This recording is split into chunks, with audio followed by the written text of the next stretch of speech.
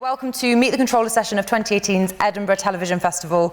Welcome, good morning, some sore heads in the room, I'm sure. 3 years into taking the channel online and having enjoyed what has to be described as a bumper year of hits and BAFTAs. Please welcome the controller of BBC Three, Damian Kavanagh.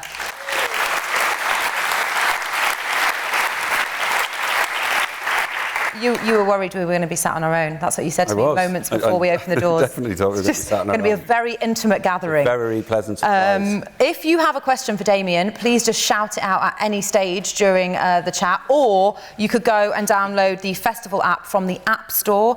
If you haven't already done it, it's fantastic. It's one of my go-to apps. It's really great. Click on the menu button at the top left. Just select Ask a Question, and that allows you to ask a question. It's really intuitive. We'll be putting them to Damian later on, so get it. It's brilliant. It's the new Candy Crush. Right. Before we get to the chat bit, the grilling, if you will, should we find out what the hell you've been up to for the last year? Yeah. Let's do it.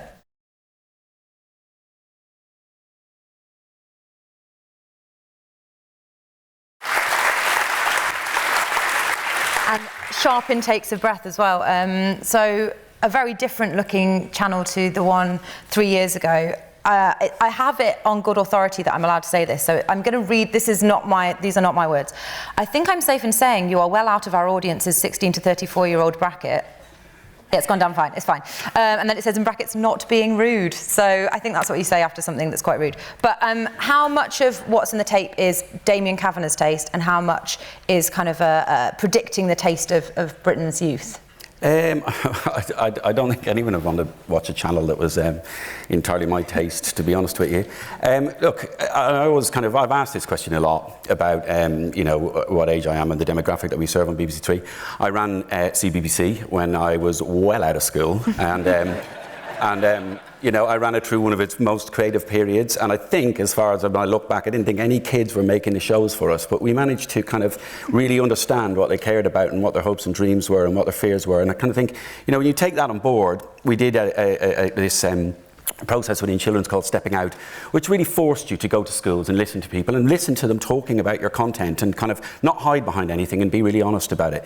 And I think that's something that I've brought into BBC Three, and I really try and encourage the team to kind of, we've got a very young team on BBC Three, and I try and encourage the team to not just live within their own worlds, to talk to people outside their own worlds. I actually say to people within the team, please, please, please don't ever become a professional young person, because I think one of the things and one of the dangers is that people approach a young audience and they just lump it all into one bucket, and it's an incredibly diverse audience. So a person who's growing up in, I don't know, Shoreditch or Islington in London has a very different perspective on life than those people growing up in Hull, for instance. But I think there is something kind of also important, and it's about the constitution of our team on BBC Three. It's incredibly, as I said, incredibly young. It's incredibly diverse. There's a lot of different perspectives in it. But we do notice when we go to make some types of content, so I don't know, One Hot Summer in the show reel there. I don't know if people watched any of it or saw it, but I'm utterly convinced that the types of stories that we got throughout shooting that series were because of the crew that we had there. There were people who built relationships and could kind of absolutely gain the trust of the contributors in that. And, if you watch it and you see some of the stories, you see the conversation between Lewis and Ronelle about when Ronelle stopped following Lewis on Instagram when he saw a picture because he'd never been in the presence of or spent any time with a gay person before. That doesn't come because you've got the wrong people on the team. That becomes as a relationship about trust and mutual trust. But it's just about anybody involved, and anyone in this room who's commissioning, curating, controlling a channel. You can't just rely on your own experience. You have to understand your audience. I'm obsessive. I drive the team mad about looking at data, reading overnights. When I look at, and I'm really looking, focus on 16 to 34 demographic, what kind of shows are working for them. When I see shows that are working for them, then we go and we actually look at the shows and really trying to drill into what is it about that? Is it the talent? Is it the tone? Is it the territory? What is it about that show that's appealing to those audiences? So you've got to be quite, this has got to be passion. You've got to live and breathe this if you really want to serve these audiences well. I know you've used the word fetishizing, avoiding doing that and avoiding being condescending and talking down. Yeah. How important is the authority of BBC Three in the programmes you make? Authority, in the sense, I think I've always described, and since we moved online and people grappled with what's BBC Three and how do we define it and blah blah blah, and I kind of think of at the very top level what I would define BBC Three as is a badge of quality. We do stuff with intelligence. We want to tell stories. We've got a real duty of care and respect to the people who appear in our content. We want to portray young people in a very honest light. We don't kind of enter stuff with a predetermined agenda or a story that we want to tell. I think there's a different approach to filmmaking, and I think, you know, we don't on BBC Three make programmes about young people. We make programmes for young people. And I think there can be an approach at times where you come along as a filmmaker, or in the scripted arena, any kind of area, and it's a kind of top-down looking at young people, a bit kind of, I love David Attenborough, but a way an Attenborough-esque kind of approach. What we have done, and I think what we're hopefully successful on BBC Three, is flipping that on its head and providing a platform for young people to tell stories, and to provide a platform for young people to tell stories in a way that's non-judgmental. I think, if I look back at some of the work we've done over, and by the way, when I watch that show, God, I've seen it a few times, but when I watch it, I still get goosebumps at certain bits of it, because some of that content on there is stuff that I think I am, and I hope that everybody's involved in is really proud. But if you look at something like Drugslands, for instance, and the heroin love story episode of that, I just think it's a beautiful, beautiful film. But the really amazing part of it, there's no calm on it whatsoever, but it is utterly non-judgmental. Those two characters are allowed to tell their own story and portray themselves in the way. And that's what we want to do, is just have respect for people. We're not pointing fingers, we're not sneering. It's about celebrating young people and the diversity of young people across the UK. Speaking of diversity and kind of the breadth of stories, but also the breadth of voices that you just touched on there, I need to do a bit of a Paxman moment. We need to talk about Pact. Dun, dun, dun. She went there. Oh, girl, whoa. That's what everybody's come here for. Yeah, basically. Their pound of flesh. So there's been a lot of talk about this, and a lot of talk within the BBC and within Indies as well. So just to read you a quote from Sarah Gator, who's the chair of Pact. She said, "Pact has raised this issue with the BBC, but they've failed to engage and work with us to come to a fairer deal for small indies. Working with the BBC shouldn't equate to being exploited." Talking specifically and generally about the kind of the back-end deals and how the BBC as a whole divvies up those deals, particularly online. Okay, I think there's a couple of things here, and let's be really clear on this. I think what Sarah's probably, I imagine what she's talking about there is because the terms of trade on BBC Three and the terms of the long-form kind of stuff that we do is different. I think what she's talking about is short form content, and the content that we have that we want to put on social platforms and reach audiences in that way. I've said since BBC Three moved online that it's really important that we can be on those platforms and where we reach young audiences there. The deals that we have in that context are part of the deals that are under the new media framework, which was drawn up in collaboration with Pact 10 years ago. And I think, the terms of trade that Pact are referring to relate specifically and only to linear TV commissions. Now, the bit in that I'm slightly confused about is that the BBC will not come to the table and won't have a conversation. I don't believe that's true. I've spoken to people within the BBC. I know the BBC is meeting with Pact. And remember that this isn't just about Pact, this is about all the stakeholders we deal with. On BBC Three, when I'm commissioning stuff, of course, this is in a short form context, from established indies. But I'm also commissioning stuff from digital indies and have brilliant relationships with those, and they're people who come to us and want to work with us, as do some of the other indies. In terms of not having a conversation, I understand there's a conversation that has been had in autumn, but I have, and this is an open invitation to Sarah, I have spoken to Bal Samra this morning. He's coming here tomorrow and he's absolutely happy to sit down. There's no sense of the BBC sticking their fingers in their ears about this. We want to work this out because we have to kind of find different ways of reaching and engaging young audiences. And so people understand that kind of 85-15 split for broadcast, for terrestrial, versus 50-50 for online, for short form. Yeah. Why is that? The commercial opportunities within the digital market and within social video and all that, it's an emerging market, and we're kind of, working through it. We kind of are having conversations, and we're doing kind of, experiment, for want of a better word, that's not the right word, with various indies to see how we can get around this and do it.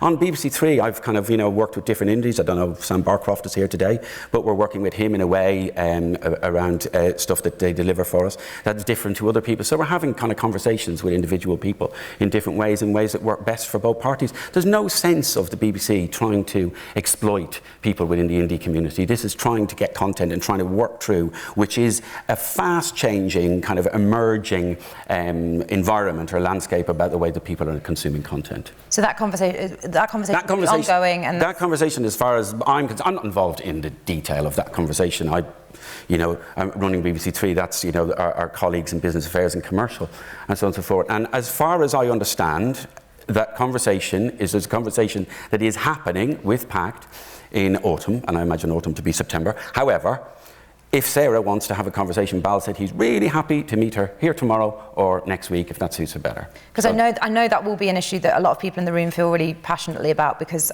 it's about, I guess, attracting the best talent in terms of programme makers, and people, need to be but we are supported. talking about a very small part of what BBC Three does here. We're kind of I think, and a lot of people and a lot of talent come to BBC Three and want to work with BBC Three and want to work with us in that context, and want to work with us in the context of content that's going on social platforms. And, out of that, we have had incredible success, and we've grown stuff. You look at something like Eating with My Ex is there. Eating with My Ex. I remember the conversations we had in the early days with Fremantle about that show and about the availability and how we licensed it and how we could make it available globally. And there was to and fro on it, but now that's kind of, it's done incredibly well for us. It's been on YouTube, it's been on Facebook.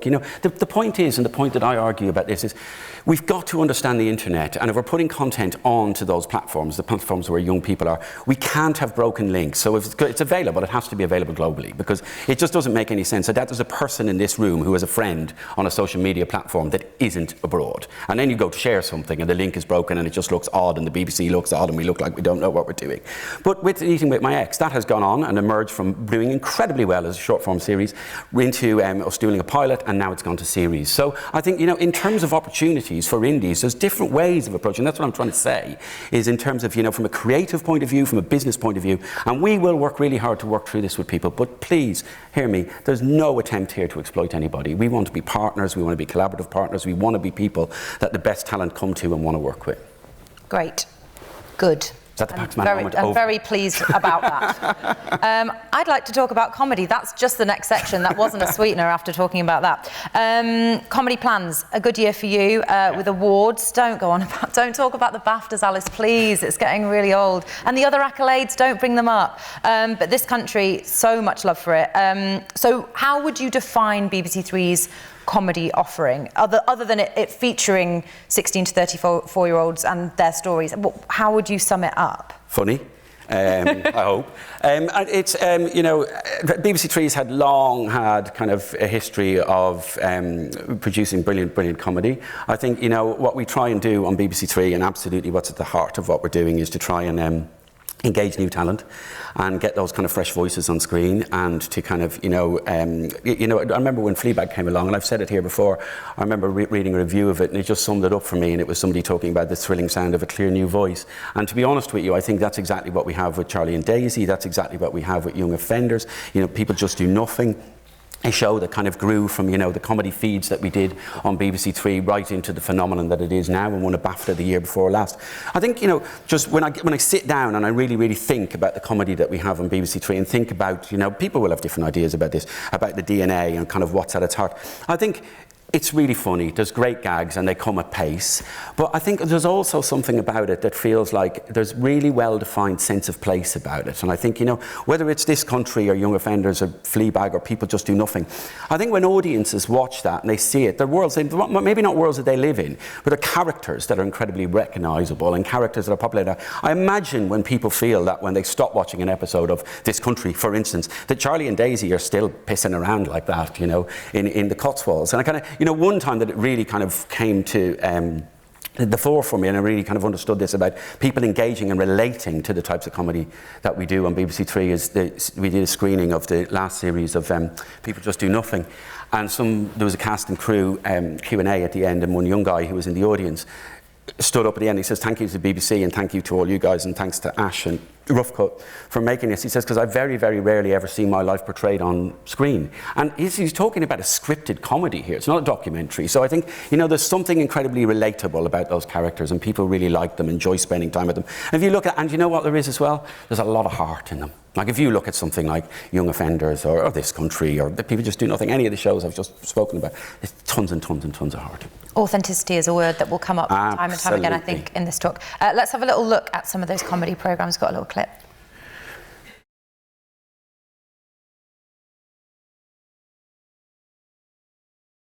Very, very different shows there, very, very different styles and tones of comedy. Is that the kind of diversity we can expect to see? What else is coming up? Yeah, I think there's diversity across, I think, everything we do on BBC Three. I think, Enterprise there is we've kind of, started working with Coyote. Actually, interestingly, just in context of the last question that we had, is we did Hood documentary that he'd done on YouTube, being incredibly successful, and we did it, extended it in terms of doing more episodes. And he's just, I think, an incredible talent. And now we did it as part of our comedy feeds, which is the comedy ladder that we have on BBC Three. We've got the threesomes comedy feeds, and then the idea is that people move to series. It's happened with Fleabag, it's happened with Enterprise. And I think, there's a lot of new stuff coming up. I think in terms of comedy, there's, a lot of people we're really excited about, a lot of shows returning. This Country is, we're going to resolve, and you'll find out in a couple of months' time, about the relationship between Daisy and her dad and what's happened, if people were following that. Fleabag's coming back in the new year, and the scripts are absolutely phenomenal.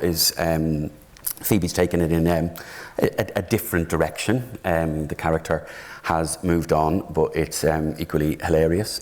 And then, within the comedy feeds, there's some really, really exciting stuff coming through. I think there's a show called Diary of a Hounslow Girl, written by Ambreen, which is a story of three young friends from Hounslow, three young Muslim girls who are kind of, trying to kind of play that balancing act between being good Muslims and kind of being young girls growing up in London. We've got a show called In My Skin, which is another comedy feed written by Kayleigh Llewellyn, which is an amazing story about a young girl. And these were ones, I remember when I just read the scripts, you would think, oh my God, we've got to do this. They just feel so authentic. The language in them is just, when you read the language in Ambreen's script about that, it's kind of, you just think this is just popping off the page, incredibly funny. But in My Skin, it's just this incredible story that I think people relate to, about a young girl in school growing up in Cardiff. She's trying to maintain this facade of living this kind of really kind of happy, popular life, kind of wants to be the head girl in school, so on and so forth. And the reality of that is completely different. Her mum has been sectioned. And it's that whole kind of idea of people when they're growing up trying to pretend that there's something they're not and trying to hold things together. So really kind of, laugh out loud and moving. But I think across comedy on BBC Three, we're just always on the lookout for those kind of fresh new voices, those fresh perspectives. We're going to be absolutely 100%, and kind of, I talk to Shane about this a lot, put our money where our mouth is in terms of backing new talent, taking risks on people. And the thing about when people come to us with comedy ideas for BBC Three, we're very flexible in terms of the way we work. We can be flexible in terms of duration, the length of runs, or so on and so forth. So there's a real opportunity, I think, for people to come in at a grassroots level, for want of a better word, to do threesomes for us, to work the whole way up to winning BAFTAs. Is there anything that's a massive turn off, where you just kind of are immediately, you don't want it, don't bring it to you? I think stuff that feels kind of that it's overly constructed. I think stuff that feels like, from a comedy context, that it's kind of, just playing on old tropes or worlds that have been kind of well explored before. I think what we're looking stuff is a freshness, obviously, absolutely kind of relevance to a young audience. It's got to be something that will resonate with young people. So we're not going to make a show that's a nostalgia show about, I don't know, the 60s or 70s or probably 80s. So it's just about that. But I think it is just about that freshness. It's about saying something about the world today and how young people are living their lives. Which is true across the board, not just comedy. That's absolutely across the board. So we should move on to what you're looking for over the next year. You have one of your team here, ready and waiting in the wings, if we had wings, but we don't have wings. Please, a warm welcome from the room for Head of Popular Factual, David Brindley.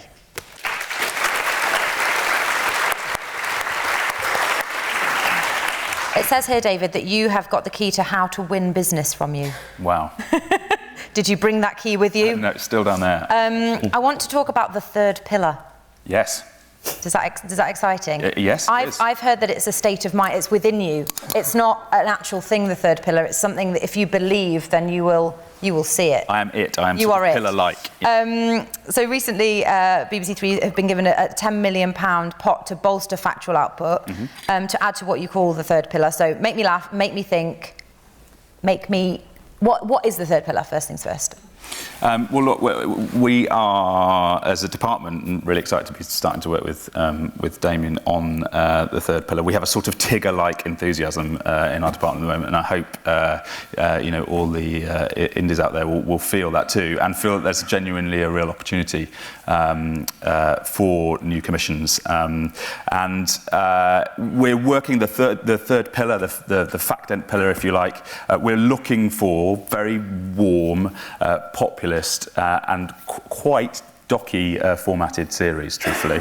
But what is exciting about the new money that's coming into the channel and our remit is that it's incredibly broad.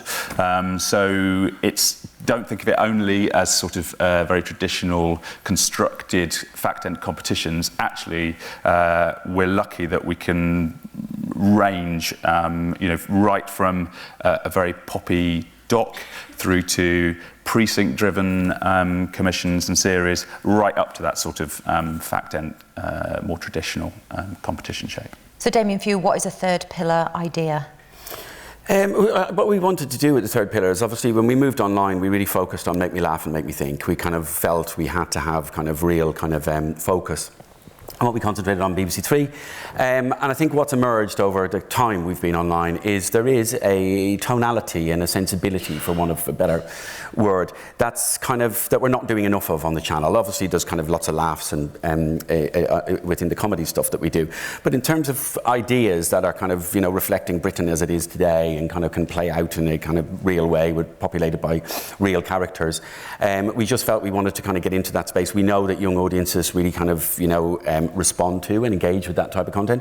And just in the context of the pillar, the reason I didn't really want to give the third pillar, but the reason I didn't want to give it a name is I didn't want it to be too constraining. I kind of, we played around with a lot of names, but I just felt they'd box people in. And what I really encourage people in this context is just to be really creative. Try and think about ideas that, have, as I say, that different sensibility or that different tonality. Try and think about ideas that are about celebrating young people and celebrating the passions that they have. An example I could give you is a show that we're doing actually.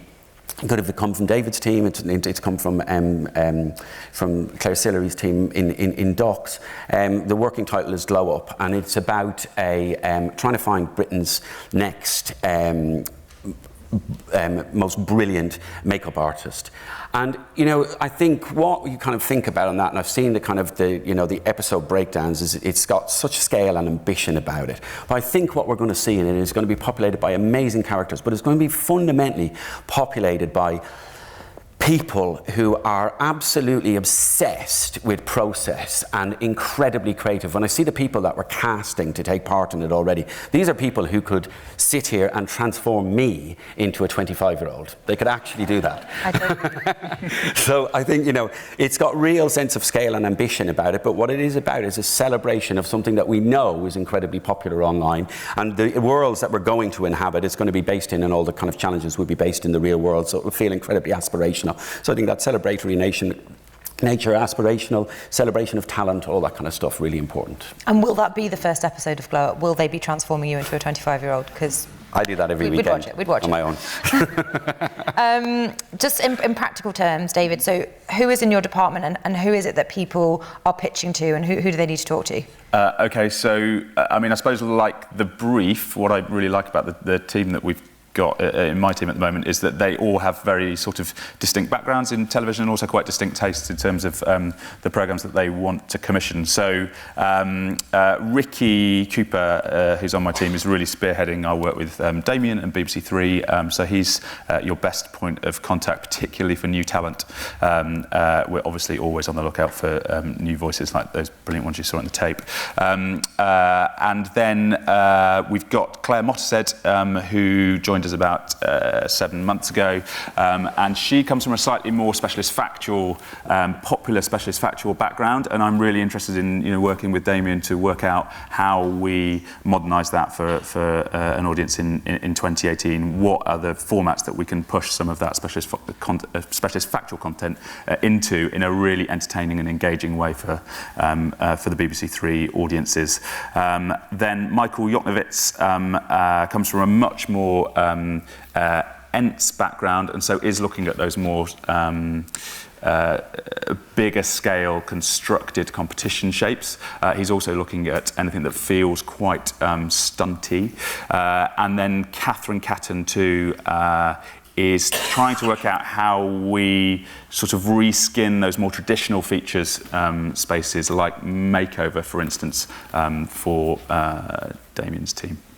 And you must see a lot of taster tapes. So what is it when you're talking about that Tigger-like enthusiasm? What is it within those that gets you excited? Is it talent, tone, access? What kind of do you really grab hold of? I mean, I think probably all of those things, truthfully. But it's a of the sort of 3 or 4 things that we've already commissioned with Damian, I think it's a really arresting top line that gives you a new route into a story of now. It's about telling people, telling our audiences stories and reflecting their stories back at them. And it's definitely tone too. Humour is incredibly important for us, and I think, truthfully, it's really hard to find ideas that are, in inverted commas, funny, but just having humour inbuilt into an idea, or at least there to be an avenue there within the idea to exploit it for being funny, is really important. But as Damian was saying, it's about celebrating people's passions. It's about a tone of warmth and things feeling uplifting and funny. On that note, similarly to the Docs Commission, we have just commissioned a series from Naked, which is called The Rap Game UK. It's a successful format in the US for A&E and Lifetime. It's done very well over there. But Naked brought it to us with a sort of UK twist, and we're going to take 5 aspiring MCs, and they're going to live in a residential recording studio over 30 days and be mentored by the best in the business. And ultimately, after the 6 episodes, one will be crowned the winner. But what I like about it is it celebrates people's passions, our audience's passions. It gives them room to tell stories and to tell their own stories. And inherent in that editorial of them writing their tracks, they'll be able to explain everything about themselves. It will be sort of autobiographical, I hope, and give us a bit of a window into their world. So, and that also, I think, speaks to that sense of wanting.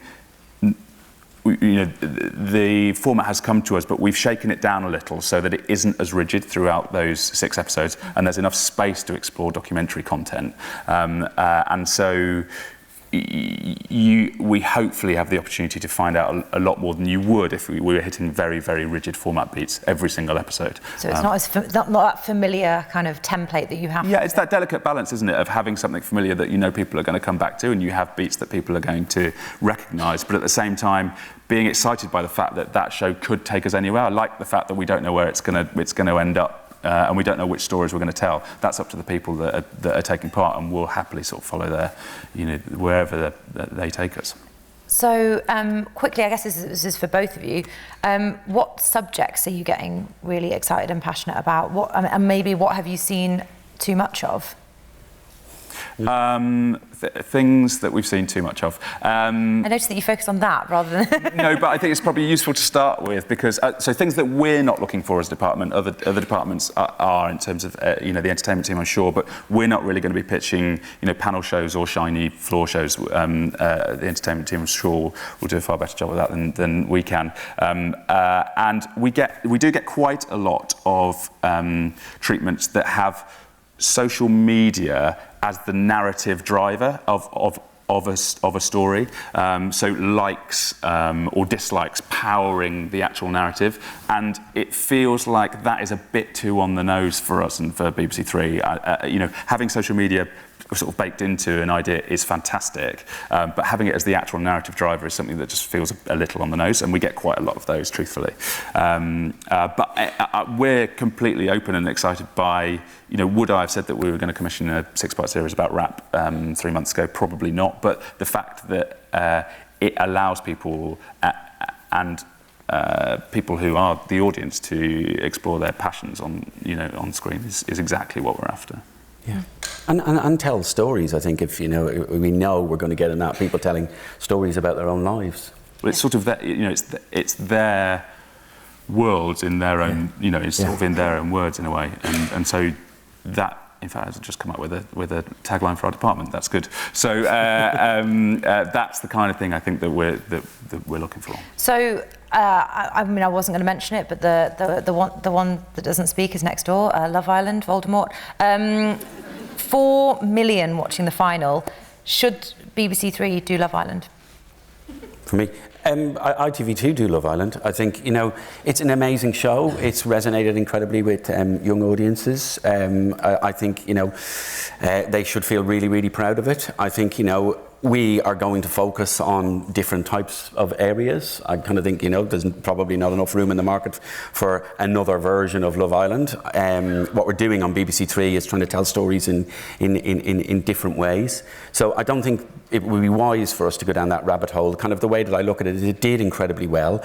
The episodes were watched, which is incredible triumph by what, 2.5 million 16 to 34-year-olds per episode, but there is 16.5 million 16 to 34-year-olds in the UK. So there's an opportunity, I think, to make content that's going to serve those other audiences. And I'm going to work really hard with Kate and Entertainment and with David with this new money to try and kind of, find ideas that kind of will really resonate with those audiences. But I think to try and do a copy of it, it would just be not kind of what we're at about on BBC Three. It's about we genuinely want to do stuff that's distinctive, that's original, that kind of is about moving genres onwards, as opposed to kind of just spotting what other people are doing and what's working and replicating it. Which takes us nicely on to Shortform, which is where you do a lot of that, and that's got a really nice path through to long form as well. So we have a clip from Nas from Hack, who leads your Shortform. Who really wanted to be here today, but Nas is currently on maternity leave and she had some childcare issues, so she decided to be here on tape. Which is quite glam, to be fair. It's like an award ceremony. Like, I can't pick up the Grammy. Here's a video. You're in spirit. So we'll have a little watch of this.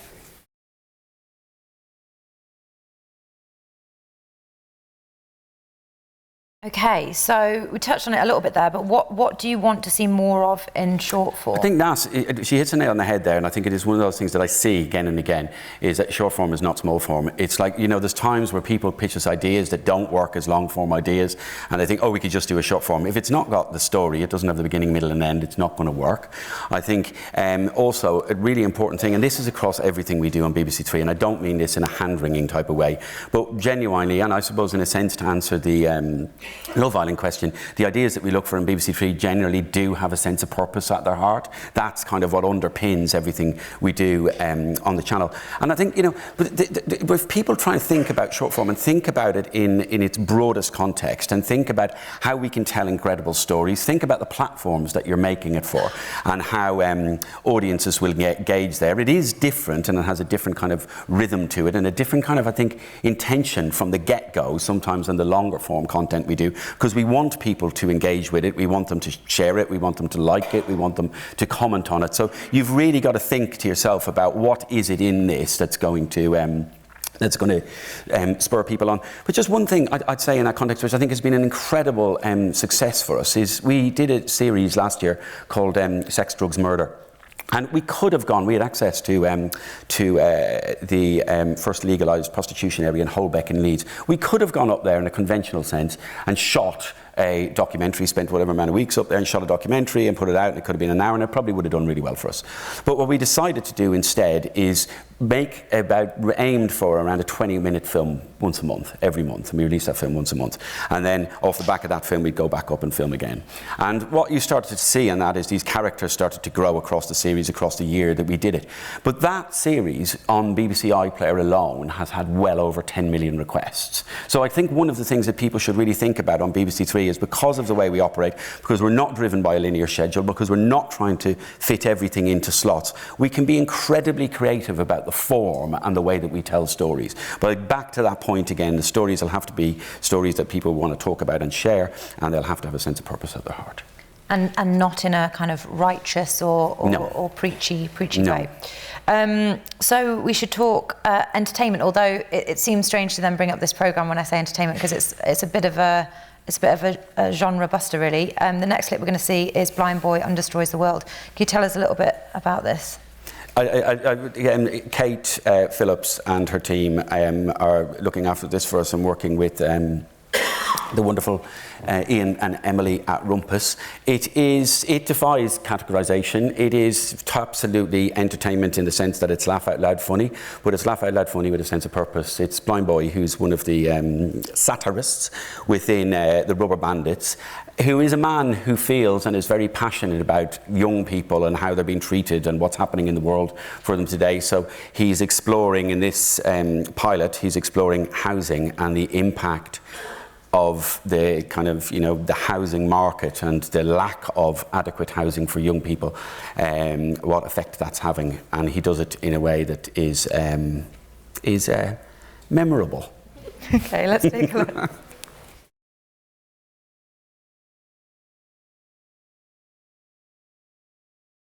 I just want to know what the one-liner was for that show. How do you... There wasn't a one-liner.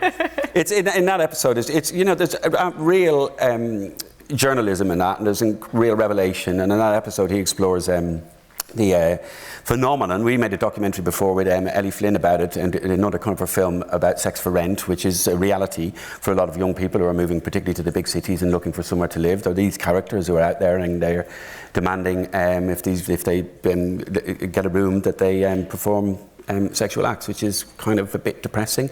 The second thing he deals with or explores in this is about these estate agencies that again prey on young people, particularly kind of people who are moving to the bigger cities, with these absolutely ridiculous contracts and kind of that are basically just kind of money-making schemes.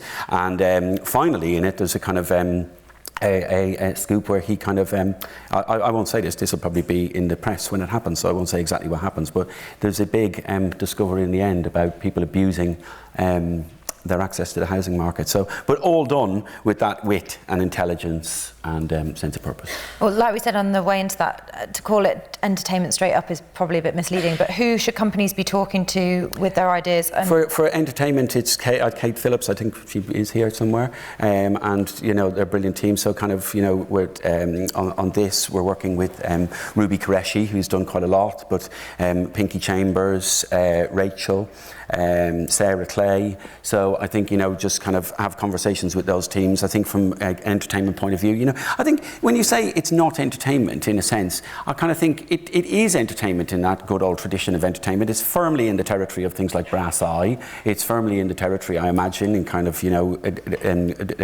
of things like Revolution to be televised. So I think it's kind of got, a sense of purpose. It's about kind of holding people kind of to account for their actions, but to do it in a way that kind of has all the tropes of entertainment shows, in this case, hidden camera and stunts. We need to talk documentaries as well. We do need to talk documentaries. I know that you have an announcement on this front. Two. Do you? Please say you do, because no, I think you do. I've got one. We have had incredible success working with Aisha Raphael and the team in doing the murder buys, and most recently Killed by My Debt, which has had incredible impact for BBC Three. And today we're announcing that we're doing a new film with her called The Left Behind, which is about this phenomenon that's happening in the UK at the moment about young people being radicalised towards the far right. So we're doing a film based in Wales where a lot of the kind of, cases of the radicalisation cases where people have taken it into action have generated from. So it's this kind of story of a young guy who's growing up there. He's growing up in an environment where he feels kind of, that the deprivation that he's facing in terms of jobs and, the lives that he's living is all down to immigrants and people who are kind of coming into the area and taking over and taking their jobs. He gets taken under the wing of an older person who's got kind of malevolent kind of ideas. So I think an incredibly timely film when you read kind of from the authorities in this country saying that far-right radicalisation in the UK at the moment is a bigger threat to national security than Islamic radicalisation. It's something that's current, it's happening, absolutely the types of stories we want to tell on BBC Three, and I'm sure it'll be a phenomenal film made by a phenomenal film who have an incredible, phenomenal team who have a track record of delivering for us. And when can we see that? It's in scripting it at the moment, so it will be early next year, I imagine. Okay, and I'm just going to say two words to you, Billy Whizz. Billy Whizz, incredible story. I think we've got a short clip, we're going to run out of time, aren't we? Too much to talk about. Billy Whizz is a film about a young man called Billy Munger. I don't know if people in this room are into motorsports, but he was a huge motorsports fan. You don't have to be into motorsports. He's a Formula 4 driver who was in this horrific crash 11 months ago and lost both his legs. His legs had to be amputated. When you watch the film, the guy, from the moment he has woken up from his induced coma, has never complained about anything. He has just had one thing on his mind, and that was that he wanted to get back in a car. He wanted to get back on a podium, because this was a guy who was going somewhere, supported by people like Lewis Hamilton. He had to, because of his disability, under the rules of the FIA, disabled people are not allowed to take part in motorsport, so he petitioned against the FIA. I won't spoil it for you. Well, I am going to spoil it, because I'm just going to tell you. He, 11 months later, is back on the podium. But we've got a clip, an absolutely incredible character, and a brilliant, brilliant film.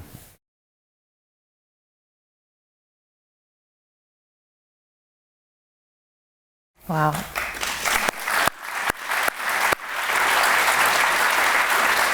This is a hard question, and I'm sure a lot of the things we've talked about will feed into this. But what do you have on your shopping list for documentaries that people should be bringing in? I mean, I know that it needs to encompass all of those. Do you know what, the documentary team over the last, since I've been working with them, and I imagine before that I've been knocking it out of the park for us. I think if you think in the last year, I'm going to start speaking really quickly now. If you think what we've done in the last year is just look at the way that Life and Death Row, which was in it, I think it was the third series, has evolved with the 4-hour special on the Arkansas killing. Such an amazing, important story to tell, that the government, the authorities in Arkansas were going to execute 8 men in 10 days because midazolam, the drug that they had, was expiring at the end of April, so they kind of just had to do a job. So we followed those stories. I think love and hate crime has been absolutely breakthrough for us. I mentioned earlier Drugsland, which is just amazing filmmaking, really, really powerful, about an issue that's incredibly pertinent, incredibly relevant in the UK at the moment, both about the kind of drug users and people addicted to drugs, but then also the authorities who are trying to do something about it, and kind of often in quite difficult circumstances. To Valley Cops, I don't know if people saw Valley Cops, but Valley Cops was just, for me, kind of one of the standout memories of the year. Brilliant, brilliant filmmaking with real heart and wit and fun about it. So I kind of think when we're looking back, of course we always want incredible stories like Billy Whizz and characters like Billy Munger that are, about triumph over adversity and a celebration of the human spirit, and those type of stories will always be in demand. But I really want people to try and come to us and think about documentary series, so how we can start to look at, kind of precincts or access that will deliver us between kind of 3 to 4 and upwards episodes, so can we have a sense of scale and we can really, really get behind it. But I think it's just about, again, with that, just one thing is about relevance, about why will young people care about this, why will young people kind of come to these kind of stories. I'm not pushing a panic button. I'm just going to the questions from the app. Everyone's loving the app. They really can't get enough of it. Is it rocking? Oh my! It is popping off on this app. I tell you what. Who are the people to talk to for new talent for scripted comedy? I'm going quickly because we've got a few minutes. New talent, Sarah Santi in Shane Allen's team. Okay. Very quick. In terms of new factual commissions, how much are you piloting these projects as opposed to just green lighting them? In David's area and Kate Phillips's area, it's a mix. It depends. I think we've got the stuff we haven't announced already. You go. We've got a couple of ideas that we are piloting, and I'm keen to try and pilot a few things. Obviously, it's a really good way to test things out and then get to scale pretty quickly. So, David, I believe you. Okay. Is BBC Three looking to diversify into different genres? Could you ever cover science? Well, do you know what I think, and we do when we talk to Tom MacDonald and his team, and it's about a kind of way we've done science in short form with Lillian van der Helden, where we've done these kind of street-based stunts that have real science at their heart. She's a scientist, he's a physicist, and kind of so I think if the stories that matter to young people and it's stories that are about young people's lives, absolutely, I think there's nothing is off the table on BBC Three, but relevance to young audiences, sense of purpose about it, and we can have a conversation. Finally, is there a world that isn't been covered? Is there something that you're burning to see represented? Is there a world that hasn't been covered? I'm sure there's thousands of them. you know, Find them. But that's the beauty of it. It's like, you know, who I never would have thought that until, you know, the guys from Meenagh came in and had a conversation with myself and Claire about a documentary about the police from the valleys in Wales would have such kind of magic about it, and would such brilliant, incredibly compelling stories would emerge from it. So I think it's about trying to kind of just, you know, find those. And I think, but one of the things, and one of the ways you'll get there, just, sorry to come on, but one of the ways you get there is just to try and think about new talent. And if you look at some of the stuff that we did, like Should I Marry My Cousin on BBC Three, getting into that world via a character. She's not a TV presenter, but she presented a film for us. So those kind of areas, getting into the world, when I look back and I look at Meenagh doing How Gay is Pakistan, a film for us that did really well, a question I would imagine a lot of people haven't asked themselves, but that documentary did incredibly well for us with kind of, you know, an overall kind of a broader audience, but also with a young audience. So I suppose what we're trying to look for on BBC Three is a glimpse into those worlds that are kind of unexplored or are unexpected, or kind of, you know, to kind of ask questions. I think Ramesh, the Asian provocateur, I think provided us with that as well. So I think, you know, just really kind of try and, Blind Boy, quite a departure. But I think we're up for anything. Nothing is off the table on BBC Three. You're going to get mobbed now that you've said that. Please help me in thanking David and Damian.